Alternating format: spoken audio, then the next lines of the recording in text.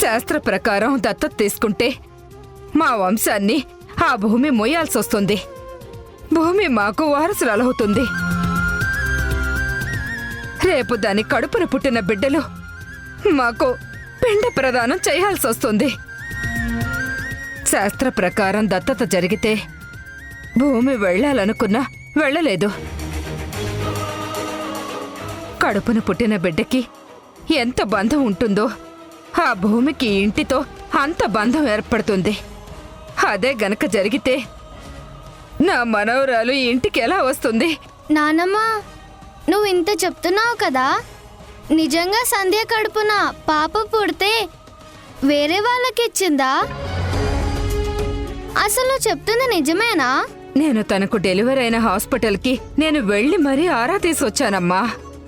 ఆ రోజున తనకి 2 కవల పిల్లలు పుట్టారు. ఇది నిజం. అందులో ఒకరు చనిపోయారు, ఇంకొకరిని ఎవరికో ఇచ్చేసింది. ఇది నిజం అమ్మా.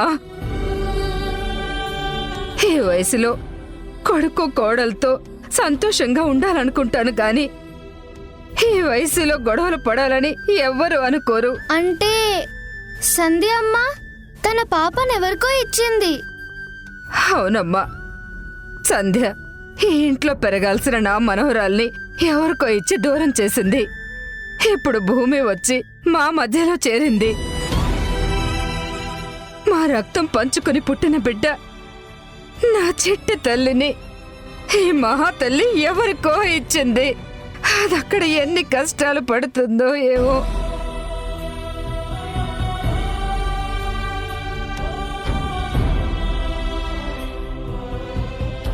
భగవంతుడా, ఉన్న బంధాన్ని తెంచేయడం ఏంటి?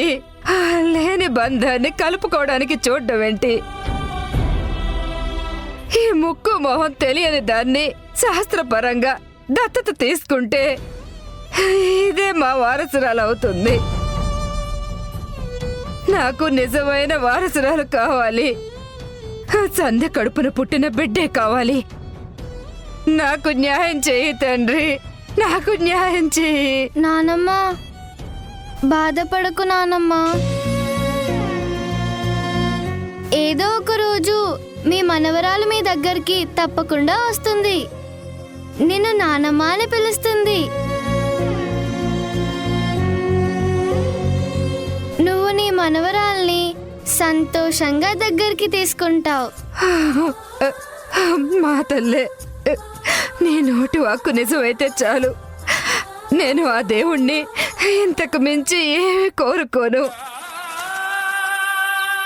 ఎక్కడో ఉన్న నా మనవరాలు నా దగ్గరకు వస్తే చాలు. నా మనవరాలు ఎప్పటికైనా నా ఇంటికి తిరిగి రావాలి, అంతే. స్వామి, పార్వతి నానమ్మ చాలా బాధపడుతుంది. తన మనవరాలు ఎక్కడున్నా ఈ ఇంటికి తీసుకురా తండ్రి.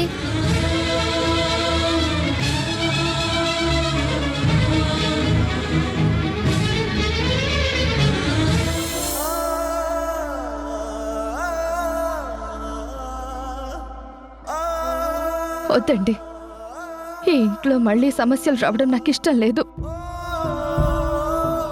ఈ దత్తత కార్యక్రమం వద్దండి. ఏం వద్దంటున్నావు వదినా? దత్తత కార్యక్రమమా? అసలు భూమి మన ఇంట్లో ఉండద్దంటున్నావా? శ్రీజ, ఏం మాట్లాడుతున్నావు? భూమిని ఇంటికి తీసుకొచ్చాక అత్తయ్యకి భూమి మీద కోపం తగ్గడానికి ఇంత టైం పట్టింది. మళ్ళీ శాస్త్రపరంగా దత్తత అని చెప్పి అత్తయ్యని బాధ పెట్టలేను. ఆ బాధలో అత్తయ్య మాట్లాడే మాటలు నేను వినలేను. ఆవిడ భూమిననే ఒక్కొక్క మాట నా గుండెని పిండేస్తుంది. అది నేను భరించలేను. వదినా, ఇప్పటికిప్పుడు శాస్త్రపరంగా దత్తత తీసుకుంటారో లేదో మీ ఇష్టం. కానీ పంతులు గారు వెళ్తూ వెళ్తూ చెప్పి వెళ్ళిన ప్రతి మాట నిజం. భూమి ఎంత అదృష్టవంతురాలో అంత దురదృష్టవంతురాలు. అమ్మా నాన్న వదిలేసి వెళ్ళిపోతే ఆశ్రమంలో ఉండి ఎంత నరకం అనుభవించిందో కొత్తగా చెప్పాల్సిన అవసరం లేదు. ఈ ఇంట్లో ఇంతమంది ఉండగా రాధిక భూమిని గద్దలా ఎత్తుకుని వెళ్ళిపోయింది. ఆ రోజు ఎంత పోరాడితే నువ్వు భూమిని కాపాడగలిగావు. నిన్న కాక మొన్న ఎవరో ముఖం తెలియని వాళ్ళొచ్చి సొంత అమ్మా నాన్న అని నమ్మించి మోసం చేయాలని చూశారు. పంతులు గారు చెప్పినట్టు పూర్ణశాంతి హోమం జరిపిస్తే తన కష్టాలు తీర్తాయేమో. అప్పుడైనా తన మొహంలో ఆనందం కనిపిస్తుందేమో. తనకి మనం తప్ప ఎవరున్నారు? శ్రీజ, అన్నీ తెలిసి నువ్వే ఇలా మాట్లాడతావేంటి? చూసావు కదా అత్తయ్య ఎలా మాట్లాడారో.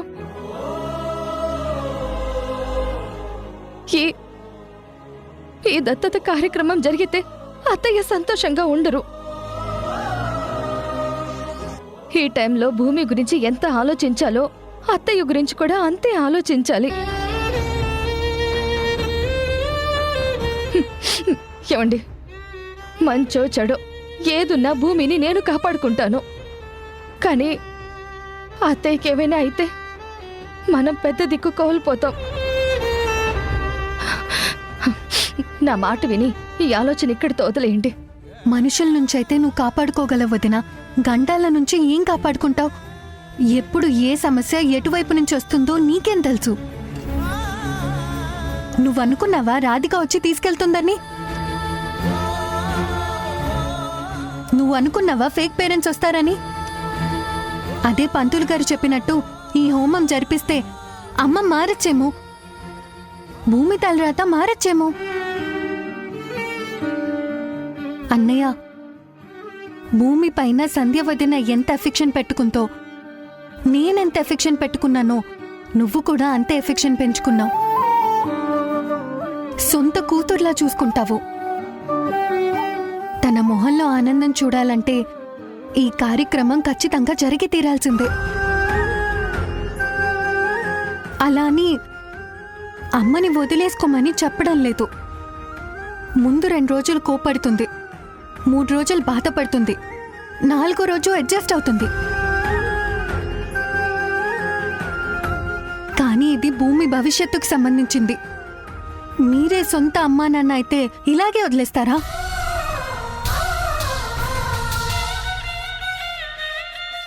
దీనికి తోడు అమ్మ భూమిని ఒక్కొక్క మాట అంటుంటే వదిన విలవిల్లాడుతోంది. భూమికి చిన్న గాయమైనా తట్టుకోలేకపోయింది. భూమి భవిష్యత్తుతో పాటు వదిన ప్రాణాల కోసం ఈ గండం నుంచి మనం భూమిని బయటపడేయాలన్నయ్య. అమ్మని ఎలాగోలా ఒప్పించి ఈ కార్యక్రమం జరిపిస్తే అందరం సంతోషంగా ఉంటామని నాకు పాజిటివ్ ఫీలింగ్ కలుగుతోంది. ఒక్కసారి ఆలోచించన్నయ్య, ఇది భూమి సమస్య మాత్రమే కాదు, తనని కన్న తల్లిలా భావించే వదిన సమస్య కూడా.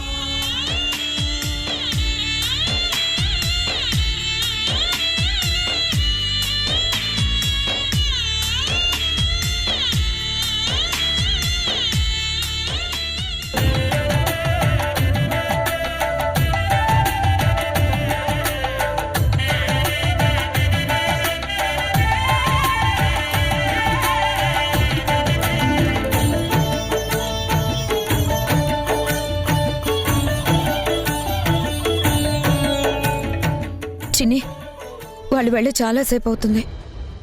మౌనిక సన్నీ ఇంకా రాలేదు. ఒకసారి వాళ్ళకి ఫోన్ చేయి. పిన్ని, వాళ్ళక్కడ ఏ పరిస్థితుల్లో ఉన్నారో ఏంటో. వచ్చేస్తారులే, నువ్వేం కంగారు పడకు. అమ్మా, అబ్బాయి బయలుదేరాడా? పెళ్లి కూతురు రెడీ అయిందా? అబ్బాయి వాళ్ళు బయలుదేరారు పంతులు గారు. టైంకి వచ్చేస్తారులే. అలాగేనమ్మా. కాదే, ముహూర్తం టైం అవుతుంది. ఈ టైంలో సంతోషంగా పీటల మీద కూర్చోవలసిన అమ్మాయిని వాణి వదిన ఇంటికి పంపించాం. అక్కడ దాన్ని సూటిపోటి మాటలతో ఎంతలా బాధ పెడుతున్నారో, ఎంతలా ఏడిపిస్తున్నారో, అసలు అక్కడ ఏం జరుగుతుందో ఏంటో. బావా, నిన్నక్కడ జరిగిందేది అమ్మకి తెలియకూడదు. ప్లీజ్ బావా, తను బాధపడుతుంది బావా. అలాగే మౌనిక, పద. పిన్ని, సన్నీ మౌనిక వచ్చేశారు.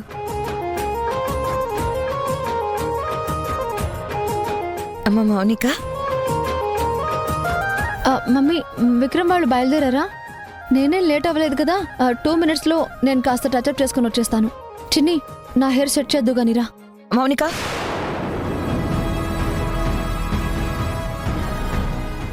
ఆ కళ్ళేంటమ్మా అలా ఉన్నాయి?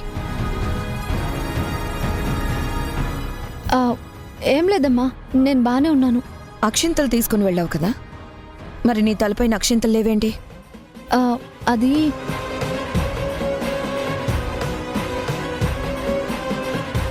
అత్త సమయానికి ఇంట్లో లేదమ్మా. చాలాసేపు ఎదురు చూసాం మమ్మీ. వచ్చేస్తున్నాను, కాసేపు కూర్చో అని చెప్పింది.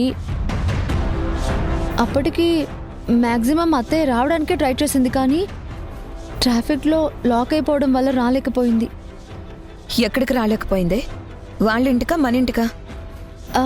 అది నిజంగా మీ అక్షింతలు వెయ్యాలి అనుకుంటే అక్కడికి రాలేకపోయినా ఆవిడ పెళ్లికైనా వచ్చి అక్షింతలు వెయ్యాలి కదా. ఎందుకే ఇలా అబద్ధం ఆడుతున్నావు? ఏం జరిగింది అక్కడ?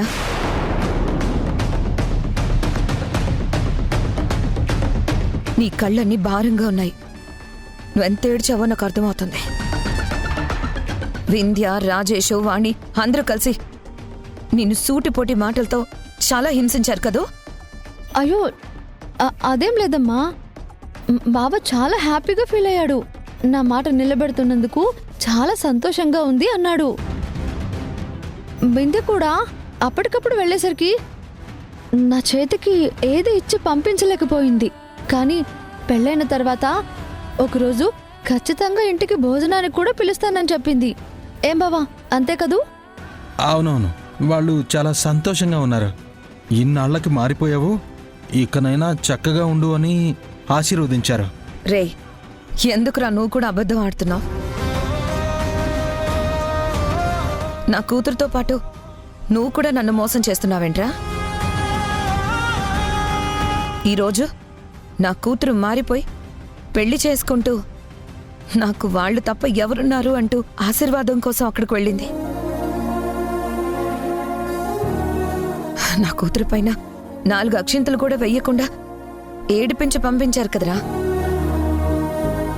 నువ్వు రాజేష్ దాన్ని మారు మారు అని అన్నారు. మారితే ఏం మిగిలిందిరా? దానికి కన్నీళ్లు తప్ప. అది పెళ్లి చేసుకుంటూ ఉంటే దాన్ని అవమానించి ఏడిపించి పంపించారు. అమ్మా, అలా ఏం జరగలేదమ్మా. మీ అత్త ఎలాగో నీ జీవితంలో లేదు. నేను మీ అమ్మనే.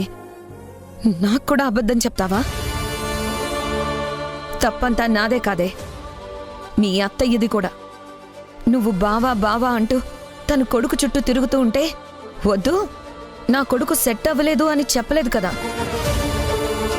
నేనంటే ఆడపిల్ల తల్లిని కాబట్టి ఎన్నో ఆశలు పెంచుకున్నాను. అప్పుడే మీ అత్త మీరు ఆశలేమీ పెట్టుకోవద్దు అని మనకు అడ్డుపడుంటే ఇంతవరకు వచ్చేది కాదు కదా. ఈ పాపంలో నాకెంత బాగా ఉందో వాణి వదునికి కూడా అంతే బాగా ఉంది. ఒరే, అప్పగింతలప్పుడు ఆడపిల్ల ఏడవాలి కానీ ఆశీర్వాదం కోసం కాదురా. 6 ఏళ్లు జైలుకెళ్ళొచ్చి ఇప్పుడు మారిపోయి సంతోషంగా పెళ్లి చేసుకుంటూ ఉంటే కనీసం కరుణించరా? మమ్మీ, ఇప్పుడు ఏమైంది? బావ, అత్తయ్య ఎవరు ఆశీర్వదించకపోయినా నన్ను ఆశీర్వదించినట్టే. ఆ ఇంటికి వెళ్ళి బావని చివరిసారిగా చూశాను. అది చాలు మమ్మీ. అసలు ఇంతవరకు నేనేం తప్పు చేశాను మమ్మీ? పెళ్ళయ్యే వరకు బావకి నేను ఎదురు పడకూడదు అనుకున్నాను, కానీ నన్ను నేను కంట్రోల్ చేసుకోలేకపోయాను. అత్తయ్య అక్షంతలు వేయకపోతే ఏమైంది? నువ్వున్నావు కదా మమ్మీ. బావా, విక్రమ్ వాళ్ళు ఎంతవరకు వచ్చారో కనుక్కో. ముహూర్తానికి పెళ్లి జరిగిపోవాలి. నేను ఈ దేశం వదిలి వెళ్ళిపోవాల్సిందే.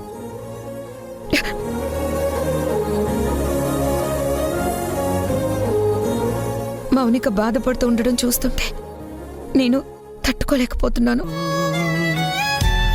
ఒక్కగానొక్క కూతుర్ని ఇలాంటి పరిస్థితుల్లో చూస్తానని నేనెప్పుడూ అనుకోలేదు. పైకి చెప్పుకోవడం లేదు, కానీ నా కూతురు తన గుండెల్లో బాధని దిగమింగుకుంటూ ఎంతగానో నలిగిపోతుందిరా.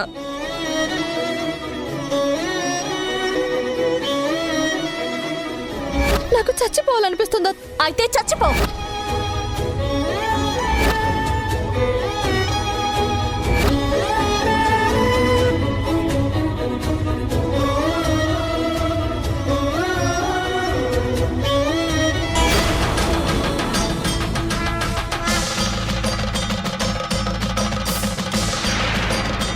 ఇంత జరిగాక నాకు జీవితం మీద విరక్తి పుట్టింది. ఎందుకు ఈ జన్మ అన్న ఫీలింగ్ కలిగింది. నేను చేస్తుంది తప్పో ఒప్పో నాకు తెలియదు.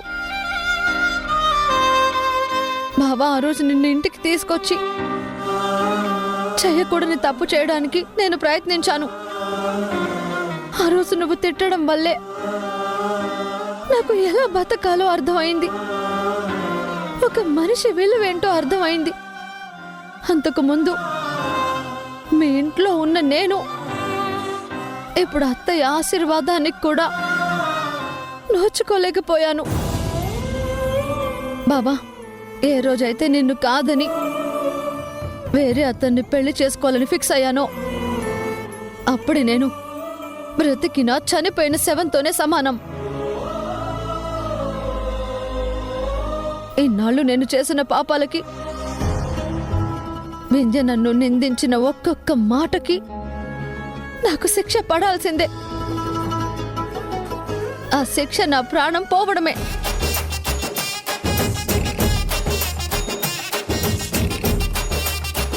నమస్కారం. నమస్తే అండి. రెండోదిన నేను మా అమ్మ కలిసి వింధ్యకి సంజయ్కి ఎంతో ఎంతో అన్యాయం చేశాం. వాటన్నింటికి శిక్ష నా ప్రాణం తీసుకోవడమే. నేను బ్రతుకుండడం వేస్ట్.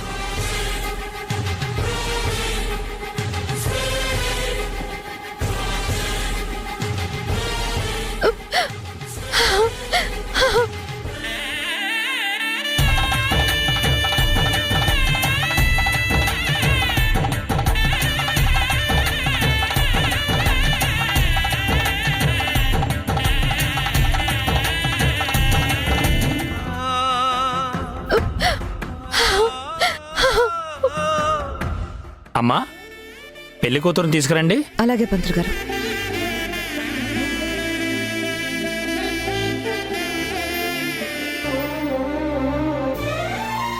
మౌనిక, అవతల విక్రమ్ వాళ్ళు వచ్చేశారు. ఇంకాసేపట్లో పెళ్లి తతంగం మొదలవుతుంది.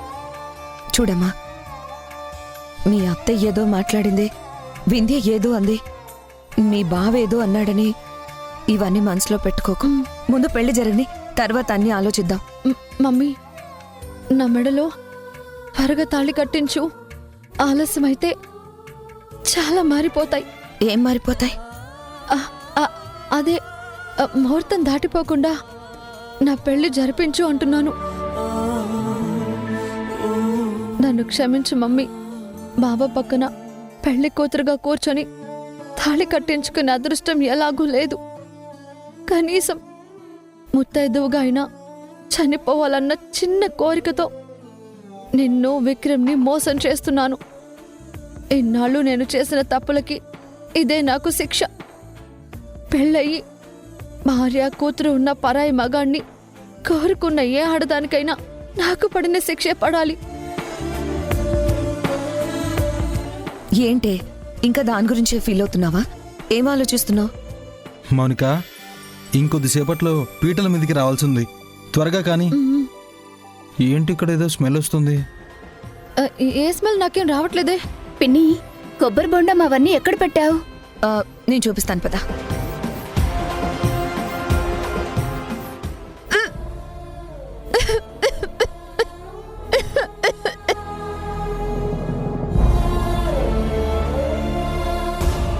నువ్వు మొండిదానివని తెలుసు, కాని మరీ ఇంత మొండిదానివని ఎప్పుడూ అనుకోలేదు. మౌనిక వచ్చి అంతగా బ్రతిమలాడుతుంటే కరిగిపోతావేమో, తన పెళ్లికి వెళ్లి 4 అక్షంతలు వేస్తావేమో, వింధ్య అలా మాట్లాడుతుంటే అడ్డుపడతావేమో అనుకున్నాను. కాని నువ్వు అలా చేయలేదు వాణి. ఎవరు చేసిన తప్పుకి వాళ్ళు శిక్ష అనుభవించాలి.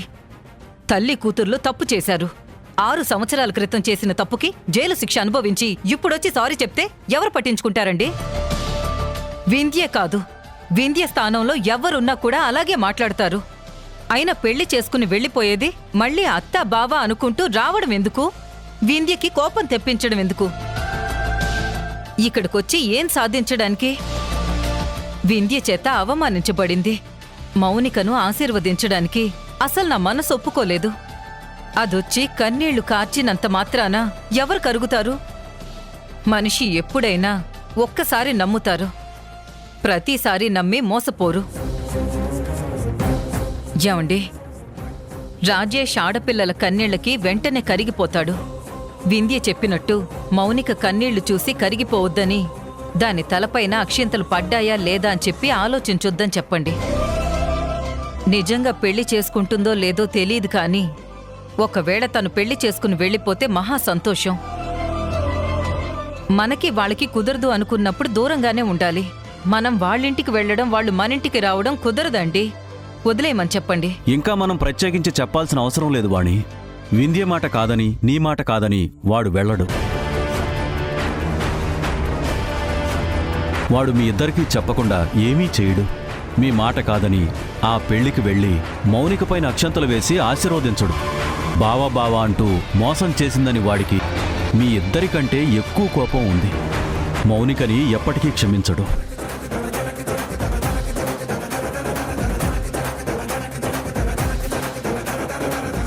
నువ్వు కోరుకున్నట్టుగానే ఈ 4 అక్షింతలు నీ తలపైన వేయడానికి అమ్మకి వింధ్యకి చెప్పకుండా వస్తున్నాను మౌనిక. నువ్వు బాధపడుతూ వెళ్తుంటే చూస్తూ ఉండలేకపోయాను. నువ్వు కోరుకుంది ఈ 4 అక్షింతలు వెయ్యమనే కదా.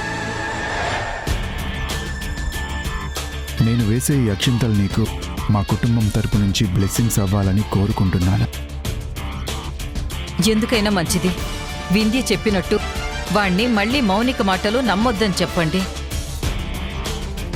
వింధ్యకే కాదు, నాకు దాని మాటలపైన కన్నీళ్లపైన నమ్మకం లేదు. నిజంగా పెళ్లి చేసుకుని వెళితే సంతోషమేనండి, కానీ పెళ్లి అన్న వంకతోటి మళ్ళీ కొత్త డ్రామాలు మొదలు పెడితే ఎవ్వరూ భరించలేరు. ఇప్పటికే దానివల్ల మనం చాలా నష్టపోయాం. వాడు వెళ్ళడు వాణి. వాడికి ప్రత్యేకించి చెప్పాల్సిన అవసరం లేదు. చిన్నపిల్లాడు కాదు కదా. మౌనికని నువ్వు నమ్మినా వింధ్య నమ్మినా రాజేష్ నమ్మడు.